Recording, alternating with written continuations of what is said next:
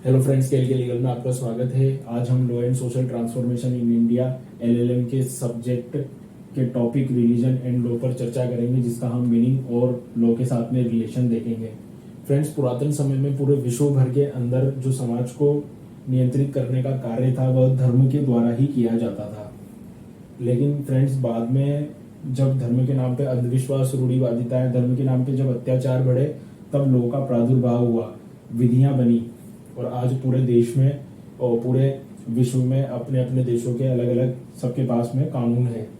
और आज जो कानून है उनका पालन करना अनिवार्य है, जबकि जो आज धर्म है वह एक विकल्प के रूप में काफ़ी अच्छी भूमिका लॉ के अंदर निभाता है। क्योंकि देखा जाए तो लॉ का एक स्रोत भी रहा है धर्म, और जहाँ पर कानून जो है फेल हो जाता है तो वहाँ पर धर्म जो है वो काम करता है। धर्मशास्त्रों में दोस्तों कहा गया है धार्यते इति धर्म, अर्थात धारण करने योग्य सभी बातें धर्म होती है। जैसे कि मनुष्य को जीवन जीने का जो सलीका जो सिखाती है, जो बातें, वह सभी धर्म के अंतर्गत आती है। धर्म एक विकल्प के रूप में समाज में एक बहुत अच्छी भूमिका निभाता है, जहाँ पर फ्रेंड्स जब कानूनों के अंदर भ्रष्टाचार को रोकने हेतु भ्रष्टाचार निषेध अधिनियम बनाया हुआ है, फिर भी जो है भ्रष्टाचार काफी हमारे समाज में होता है। शोषण को रोकने के लिए, जैसे कि SC/ST माइनॉरिटीज पर जो शोषण होते हैं उनको रोकने के लिए SC/ST prevention of atrocities act बने हुए हैं, फिर भी शोषण होते हैं।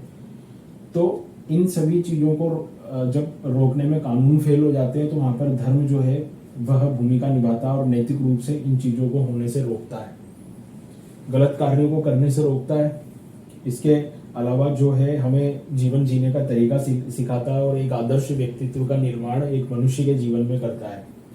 जैसे कि हम एक सिंपल उदाहरण से समझे तो एक नदी थी जिसके अंदर एक बालक डूब रहा था, और वहां पर काफी सारी भीड़ जो थी वह बालक के डूबने का तमाशा देख रही थी, जबकि उस भीड़ के अंदर काफी सारे जो लोग थे वो स्विमर भी थे, अच्छे तैराक भी थे, वो चाहते तो उसे बचा सकते थे, लेकिन देखते ही देखते बालक जो है पानी में डूब जाता है और वो मर जाता है। जब कोर्ट में जब केस चलता है तो कोर्ट कहता है कि जो बालक को बचाने का जो कर्तव्य था वो नैतिक कर्तव्य था, तो इसलिए जो है भीड़ को सजा नहीं दी जा सकती। लेकिन फ्रेंड्स, जो धर्म है, धर्मों के अंदर आप पढ़ेंगे तो मानव जीवन के प्रति नैतिक कर्तव्य बताए गए हैं। यदि अगर कोई व्यक्ति मुसीबत में है तो उसे बचाने के कर्तव्य धर्मों के अंदर बताए गए हैं।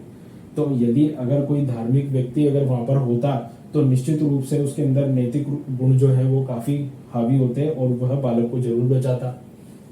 तो ऐसी जगह पे जो है धर्म काफी आवश्यक हो जाता है। इसके अतिरिक्त फ्रेंड्स देखें एक और उदाहरण, तो 19वीं शताब्दी में इंग्लैंड में आश्रय का राइट होता था, जिसके अंदर अपराधी जिनको दंड मिल जाता था, दंडित होने के बाद में वह अगर आश्रय के अधिकार की मांग करते थे तो उन्हें चर्च में भेज दिया जाता था।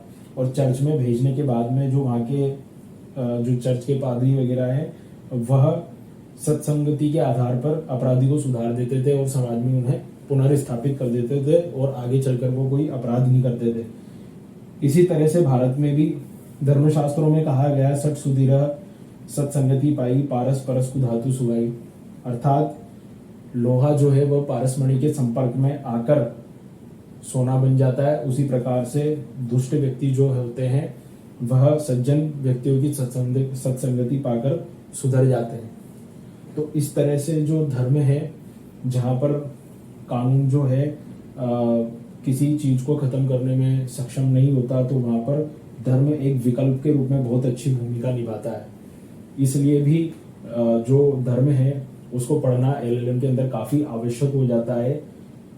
तो दोस्तों, आज हमने देखा कि किस तरह से जो धर्म है उसका रिलेशन है लॉ के साथ में।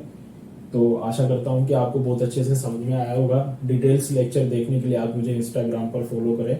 जय हिंद।